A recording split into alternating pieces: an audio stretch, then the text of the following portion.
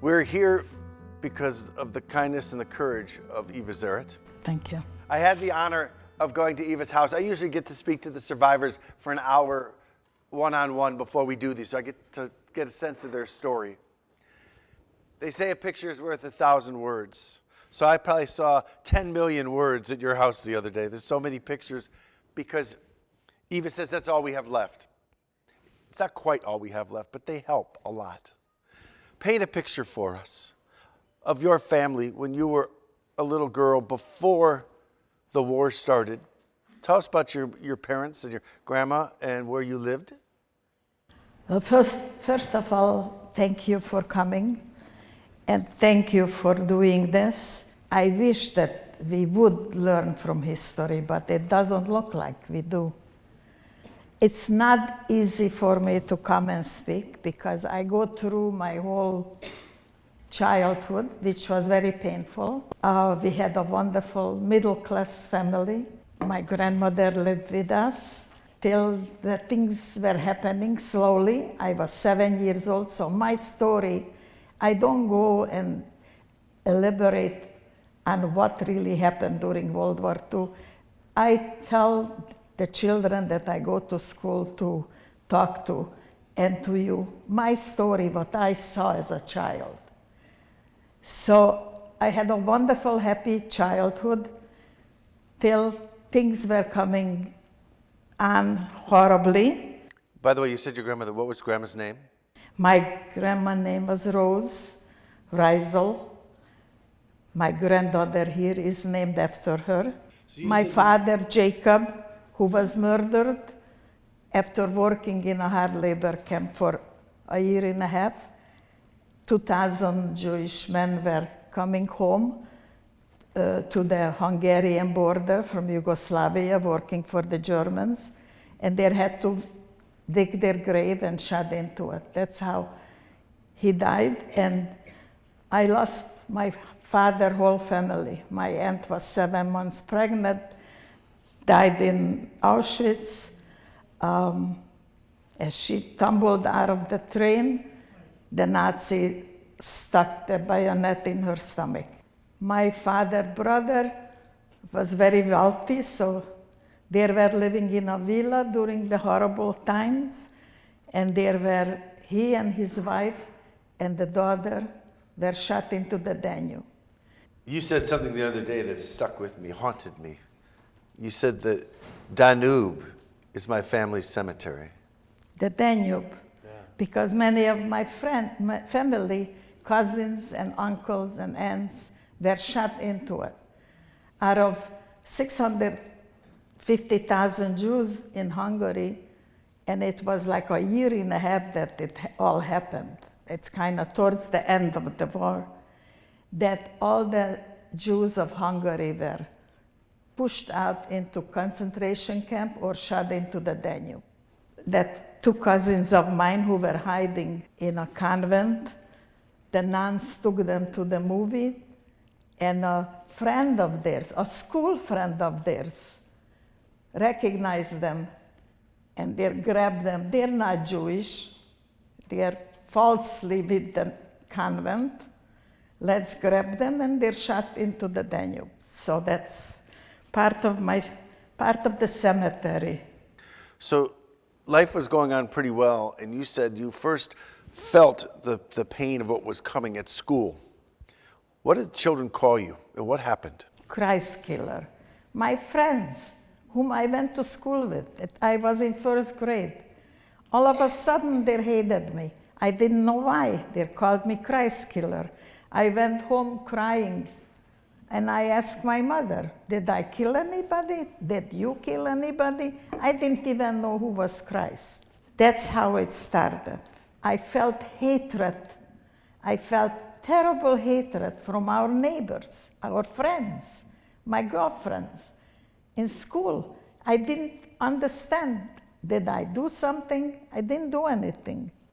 So this happened, and at what point did your life change in terms of where you lived and how you lived? Systematically, we had to go and move into different housing. First, we moved in with my grandparents, my father's parents, it was a Swedish house, and then we moved into a Red Cross house with other families, and slowly was more people were taken to transport. We didn't know where they're taking them because it was all kinds of false thing. They're going to sew for the Germans, they have to go to the brick factory one day, and my mother had to go because that was the age that they're calling them. And you couldn't escape because people knew you in the housing, so you couldn't escape to run away somewhere. So after my mother left to sew for the Germans to this brick factory, I heard on the radio. Your dad at this point had left? My dad was taken to hard labor camp where he worked very hard under the ground for a year and a half. What did they tell you when he left? That he's going to work.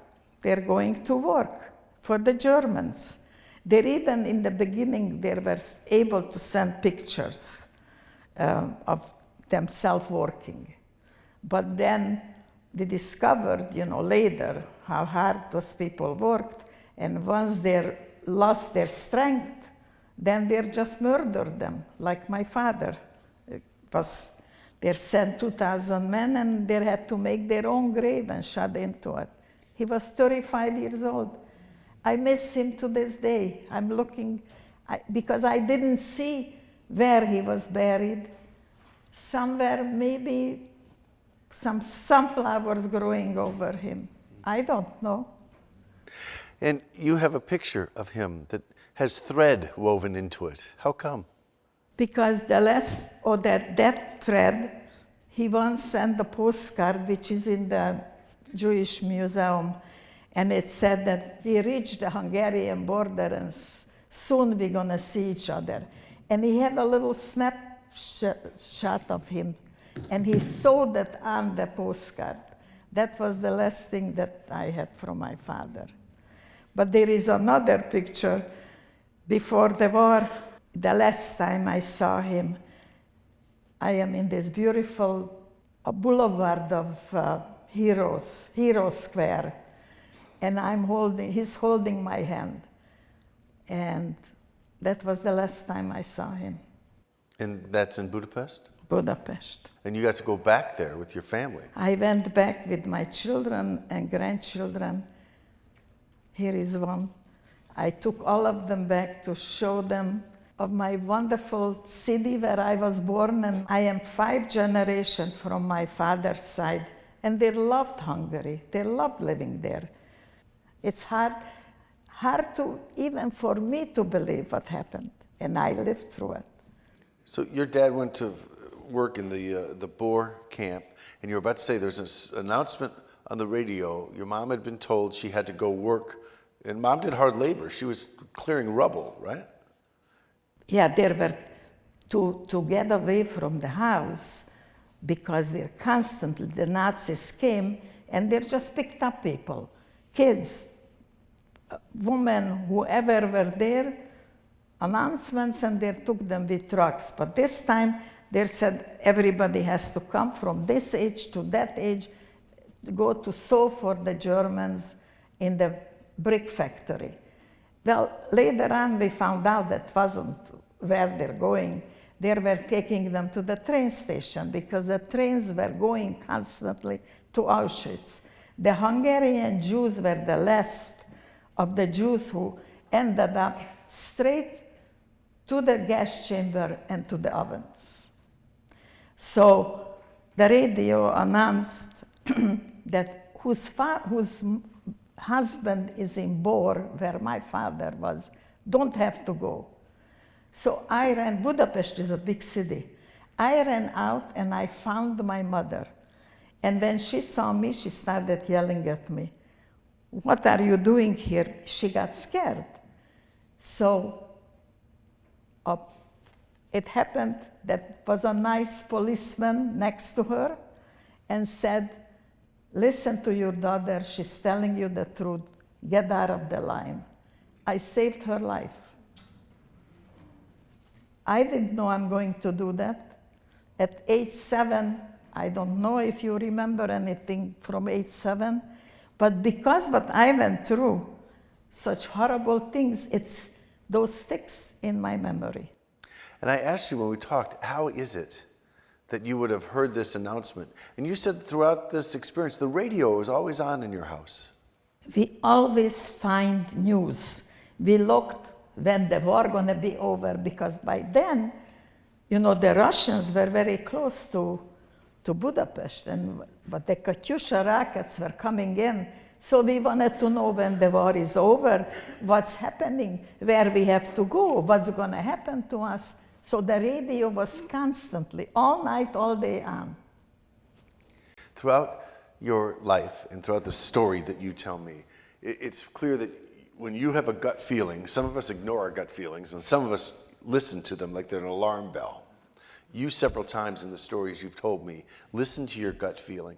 So before you saved your mother's life, there was a call for the kids to go on an outing. Tell us what happened. Just like that, around, you know, in the morning, late morning, as I remember, whistles and with a loudspeaker. It was like a 4 or 5 story building. They were announcing that all the kids should come downstairs. We're gonna take them for an outing. Well, I got so scared that I had this feeling that I shouldn't go down there. My mother is working at the Rubbles, and my grandmother, I didn't even told her. I went under the mattress to hide myself. And I was scared to come out till I heard my mother and my grandmother crying that they took me away. Then I crawled out of the mattress and I said, no, I didn't go. I am here, but from now on, you go early in the morning to work, and I will go to work with you. If you die, I will die. So I saved myself. I froze both of my feet because, you know, I didn't have boots. I had nice leather shoes, and I went wintertime working with my mother, dark in the morning and dark when we came home. And that's what we did till then we had to go to the ghetto. And did you find out for sure what happened to those children?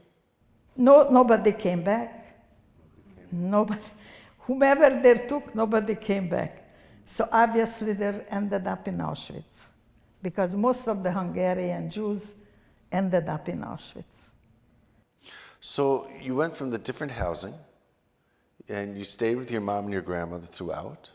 And my aunt, one of my aunts. And what are your aunts? My father's whole family was murdered. Only one little cousin who was 4 years old at the time. He survived. I knew of him. He didn't know of me. He was little. My mother's 3/4 of her family were murdered.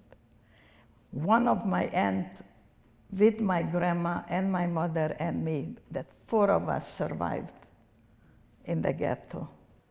So often we sit and we hear these stories and we shake our heads and we think, oh my God, and tears catch in our throat and in the voices of our survivors.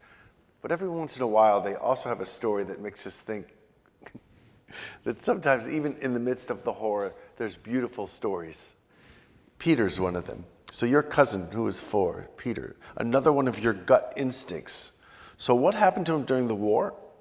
He was taken by one of my uncle worker and saved his life because he had the flu.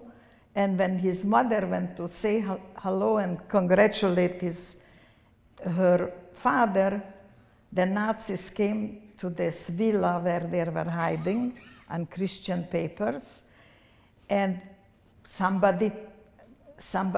Hungarian friends told the Nazis that they're Jews, so they were taking them to the Danube. And the daughter said, no, I'm just visiting. So they grabbed my cousin's purse, and in the purse they found the picture of my uncle, and the other side was, to my daughter with love. So she went to the Danube to So I knew that Peter survived. But So then, he hadn't taken this trip because he had the flu, right? because he had the flu. Otherwise, he would have been with the mother. And he would have ended up in the Danube too. So if I continue, that's because I was searching for him after the war, I couldn't find him. I was very sick when we were liberated, so we go that. First we should go to the ghetto, no? We can go wherever you want. So at that point, he was gone. He was, But not from your heart. nope, I knew he's alive. You knew he was alive. And you went to the Carpathian Mountains? No, after liberation. After liberation. So you're in the ghetto at this point. You're So about they 7 and a were half? taking us to the ghetto. That was the final place where they took us to the ghetto. From every house they're emptied except the Swedish house because of Wallenberg. He was putting in money and holding on to the hope that he can save some Jews. By the way, do you know at that point how much about the broader war your mom and your grandma knew what was going on? They knew it's bad, but I was a child, so a lot of times they talked behind my back. So it was just always my gut feeling what's going on. You don't tell a 7-year-old child that we're all gonna die. And I had this tremendous feeling that I'm gonna survive, that we're gonna survive, that I love life more than anything and nobody gonna kill me. I always had that feeling. Even at age 7 in the middle of the war? Even at age 7, they took us to the ghetto, finally, and as we are marching, both sides of the boulevard were filled with Hungarians, laughing at us, spitting at us. Why? I realized how strong hatred is. And when I speak, I always say, get away from hatred because it boomerangs. It just bring more hatred. Why we have to hate?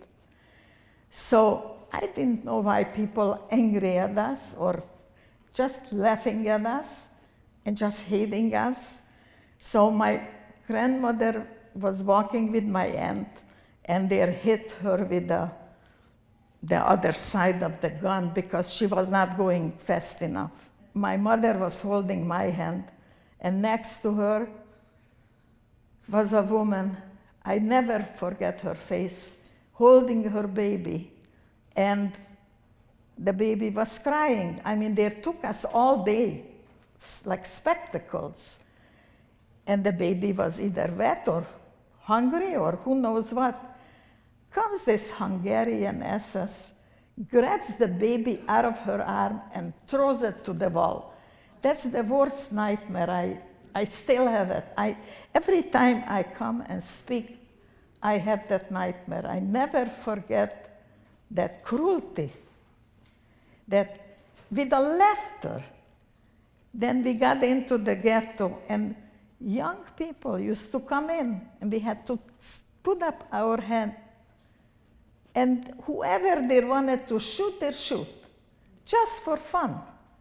By the time it was liberation, a big pile, well, there was no bathroom. It was like a latrine, an open latrine. And I was very sick. I had double pneumonia and Russian, Ukrainian sickness, something my mother told me. I had the runs all the time. So she was holding me and I was sitting by the latrine, this open latrine. Across from me was a pile of dead people. Because we didn't have room by then. We were all living in the basement of the ghetto. And it was, the dead people were put in a pile, and it was surreal. You didn't even realize, those are all dead people. As a child, I'm telling you how I felt. So all of a sudden, they broke through the stone wall, and the Russians came in with machine guns, and looking for Niemcy. Niemcy means Germans.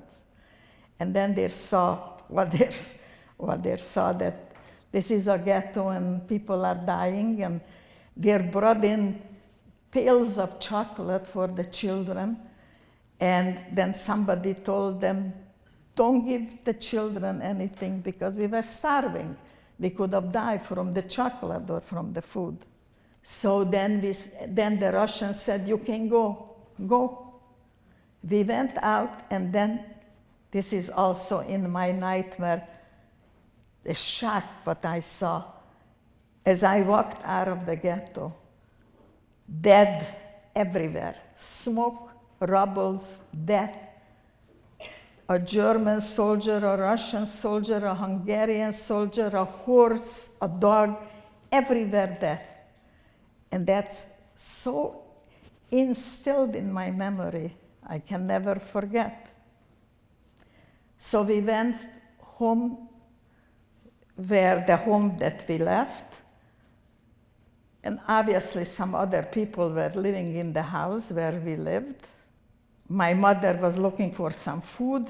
There was a piece of bread in the stove, in the wood-burning stove, and I remember, a child remembers certain things.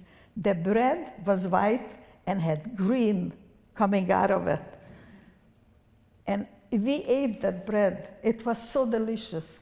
And probably because I had double pneumonia and was no medication, and my mother took me to the doctor, and I was very sick for a few months. Probably that's what saved my life, because that thing that the mold, that's what they made penicillin from. Life saved me.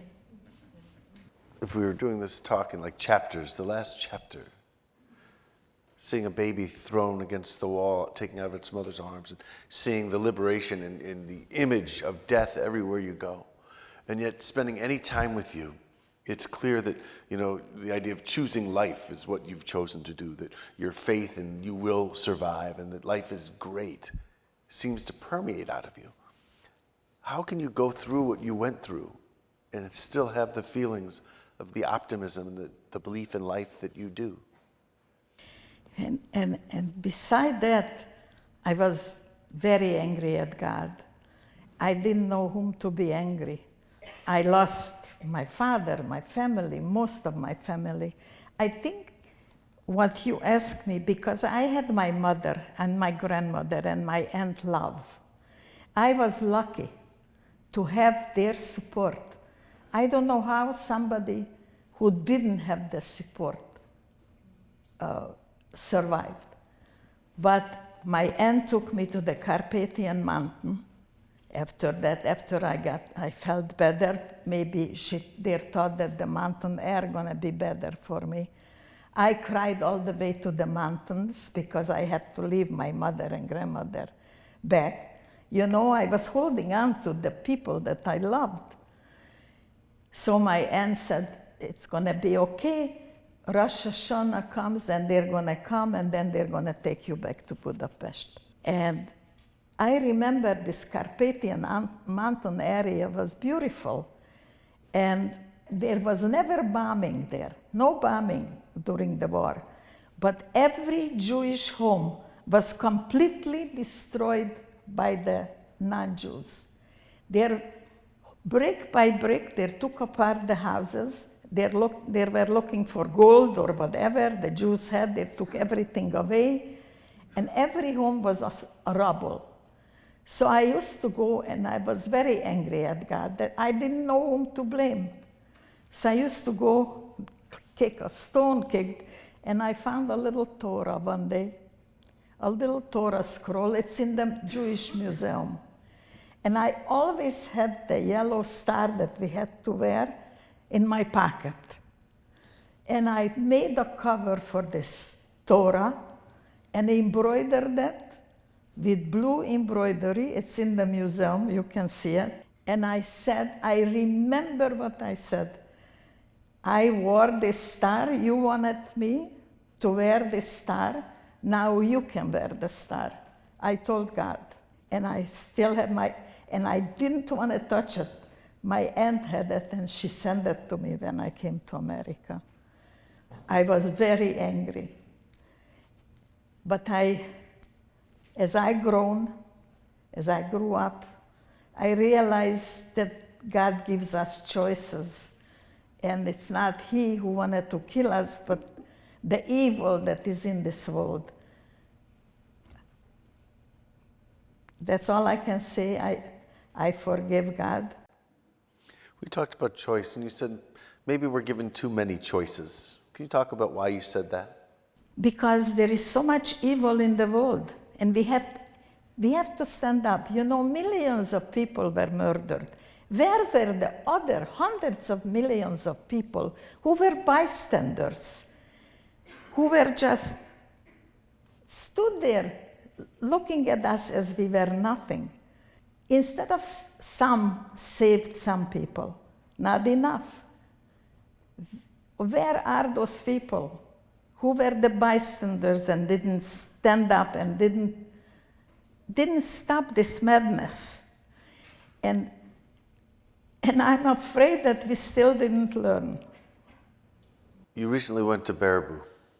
You're thinking this day and age, children, if they've learned anything from history, would know that, you know, taking a picture and mocking a Nazi salute would be the last thing in the world that you would do. And for most of us, we were just angry that they would do it. But you went to talk to them, and you explained something to them they probably didn't quite figure. What did you go tell those kids? For some reason, I survive without hatred in my heart. And when I see a young person, I don't feel hatred, even with that salute. I thought it was stupid. These kids did something stupid. Maybe the parents are at fault, or maybe somebody told them. But I told them, you know, I lived under fascism, and it was terrible. Then I lived under communism, and it was terrible. And then I went back to Budapest on family visit with my 1-year-old daughter and husband, and we lived through the Hungarian Revolution. I lived through the Hungarian Revolution.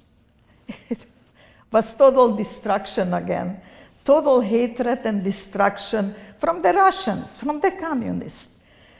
So I tell the kids, I lived through fascism, I lived through communism. This is a wonderful, wonderful country, wonderful democracy, freedom. Be good to each other. You don't have to hate one another. Love one another. Don't bully, because that brings bad things. I said, I'm not going to scold you. I'm going to tell you that when I came to Milwaukee, I used to take my children to Baraboo. That was the most pleasant place on earth. Beautiful. Look what beauty you have here. We used to camp there. We used to enjoy here. I still want to remember it that way. I don't want to remember it that way. Every child in 650 kids, they came and hugged me.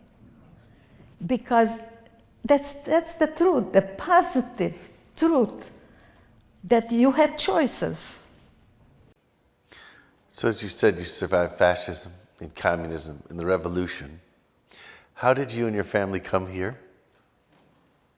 We escaped during the Hungarian Revolution with the baby in my arm. When we came out of the revolution into Austria, we had to sign up for immigration. You know, we were refugees. So we got from the small town of Austria to Vienna. And that was the beginning, this story, what I'm gonna tell you, that was the beginning that my soul kind of started to restore itself.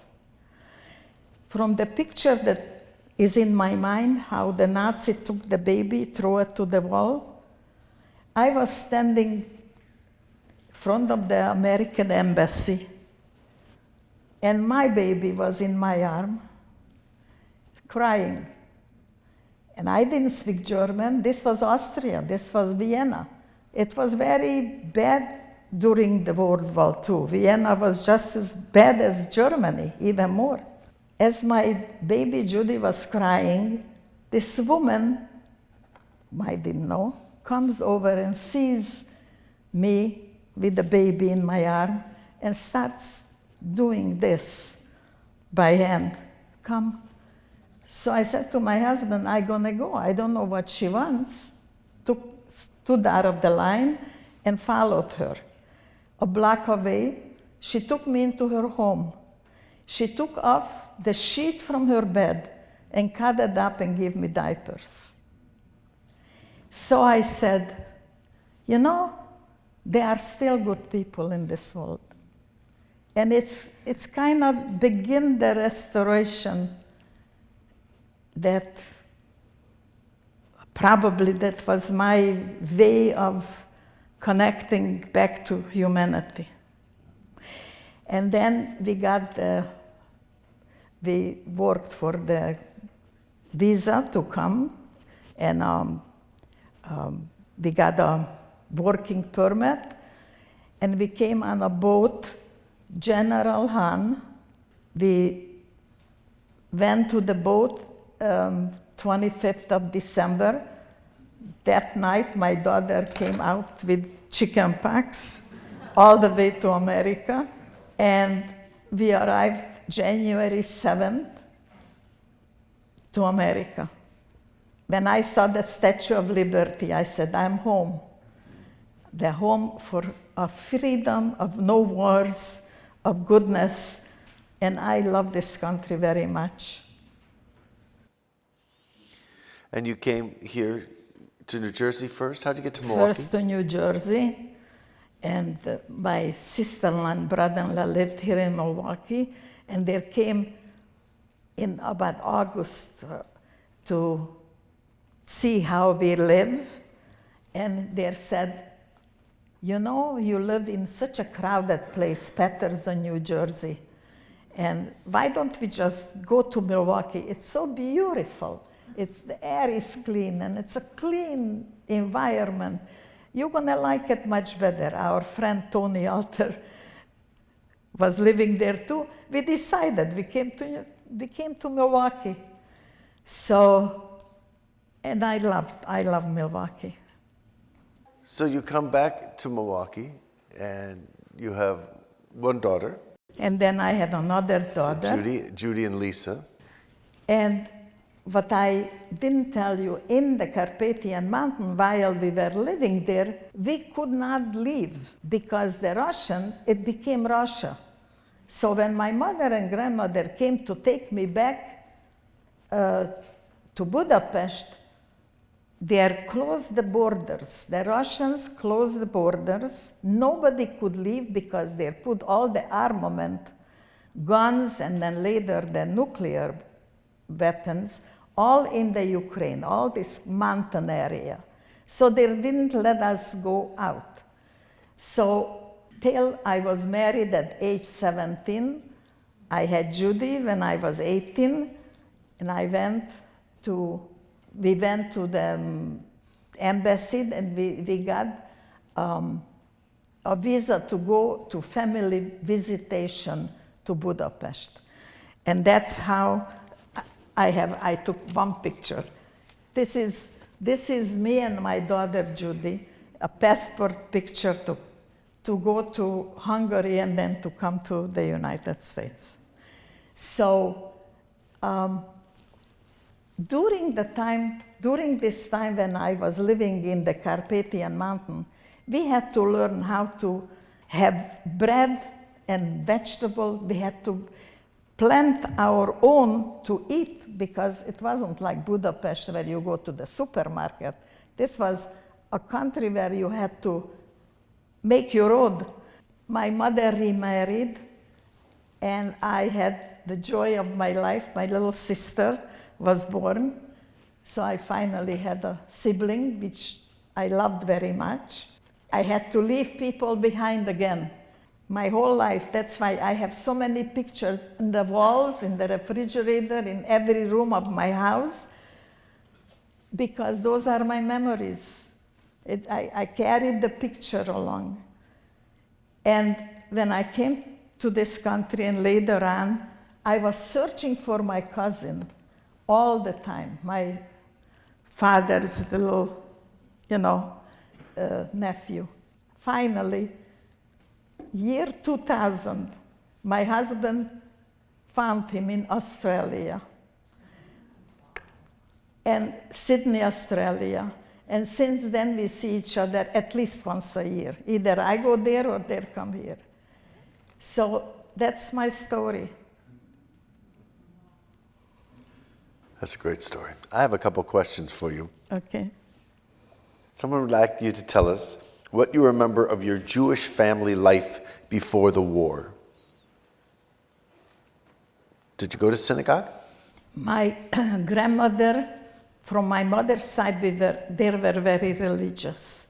My grandma, I remember during the Holocaust, my aunt found some bacon and brought it over, and my grandmother said, rather than I should eat this, I should die. There was no way that she's gonna have even a taste of it. From my father's side, I am 5th-generation Hungarian. I have papers. There were more, and I'm going back. We belonged to a small synagogue, Orthodox synagogue in the neighborhood. That's where we went. But my father belonged to Dohány utca synagogue because the whole family belonged there, his family. My uncle was the president of the big synagogue in Budapest. That's where my parents got married. We went to that synagogue, and the rabbi at that time found my uncle's name on one of the cover. Yes, we lived Jewishly. Is there, you mentioned a little bit about the recovery process with your daughter in your arms and the kindness of the stranger, but the question of how did you heal, or if you actually became healed from the exposure to the horror and the trauma. Can you heal and never forget at the same time? I never forget. I always searching for all my family. Every time there is a Holocaust movie or a book, I'm looking for my father. Maybe he didn't die. Maybe somebody looks familiar. Maybe that's somebody that maybe wasn't killed. It's always with me. But I healed. Maybe that was just my personality. And I do love life. And I do love my family more than anything. And I love my children and grandchildren. And I think in the process, I made a deal with God. I feel I made a deal with God because a lot of people lost faith, and I didn't. I held on to it. How do you respond to the deniers, the movement of people who say it just never happened and it's all fabricated? Again, it's that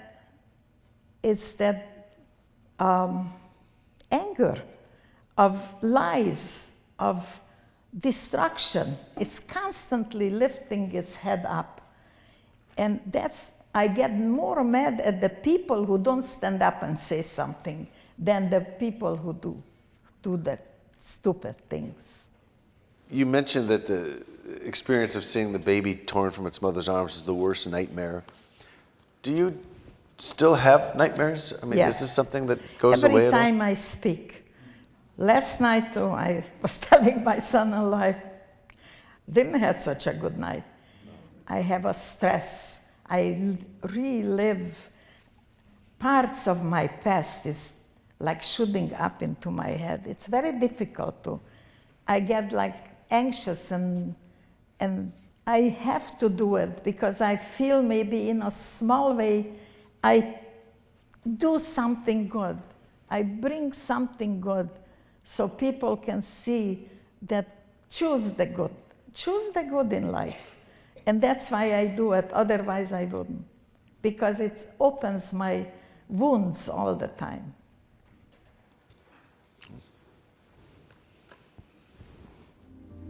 Thank you so much. My pleasure.